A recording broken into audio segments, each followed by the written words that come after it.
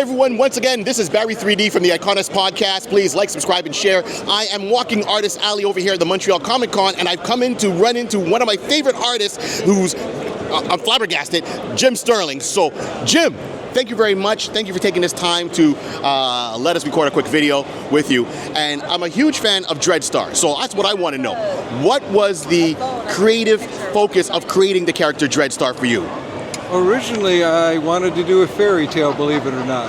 I had been working at Ralph Bakshi's with Mike Ploog, who had been doing all these beautiful drawings for an upcoming adaptation of Lord of the Rings, I think it was. Right. And so I came back, and Ankadon started off to be the lead character in the Metamorphosis Odyssey, which is where Dreadstar comes from.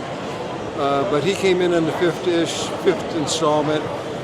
And I just sort of fell in love with him, and he sort of took over the book, and by the end of the Metamorphosis Odyssey, Ankadon was underneath the grass, and Dreadstar was going on to do further stories.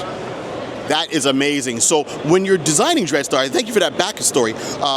What did you already have the look of the character in mind? Did you? Because I know sometimes what you know, as any artist, you'll have a template in your mind of how you start the character, and then it kind of evolves over time to what we see it. So that's my other question for you. The Metamorphosis Odyssey was all painted, and so I was using photo reference of people that actual people to use as reference. Let's see, Walt Simonson was Jonah's soul in one of the episodes. Val Malrick and I jumped back and forth between Za, and because I knew once I got going that Dreadstar was going to keep doing, I used myself as that. I was never as beefy as he was, right? But I could get the light. I had that, and I had hair at the time, and the hood hid back to my hairline was kind of even then receding. But yeah, it was basically I designed them up to accommodate what clothing I had. Right. That I could turn into costumes if I had to. That's amazing. So, and I know with Dreadstar, it has a religious tone to it, has a political tone to it. Obviously, that was very intentional, and I like how that goes on. So, how do you think that stands up to today? There's I mean, to me, it stands the test of time. It's a timeless story, and I love seeing more as how the character evolved from almost being a rebel to being a savior to being trying to put a figurehead in front of the church, so to speak. So how do you feel there's any similarities in, I guess, what the world is today? And I'm not trying to get over political, but just your feelings and inspirations.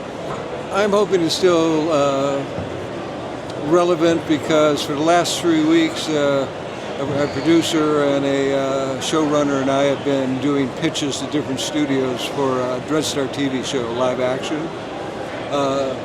We're still in the pitching stage. There's nothing definite, but we're giving it a shot, and we've got interest from a couple of studios that I hope will develop into something more.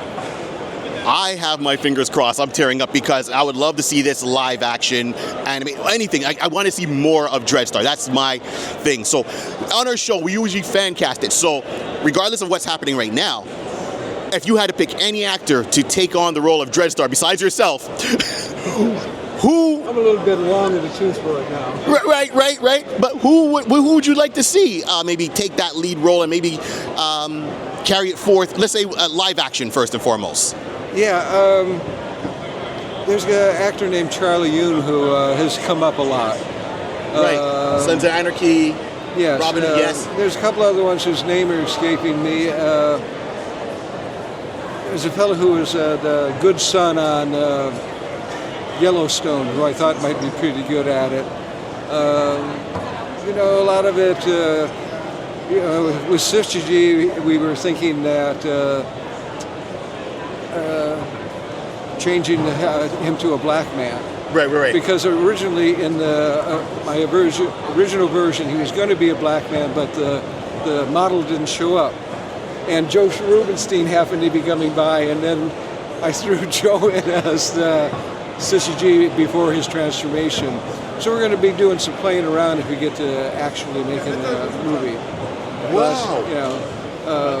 It was Lance Took that I would have loved to have seen play, but he just passed away not too long ago. And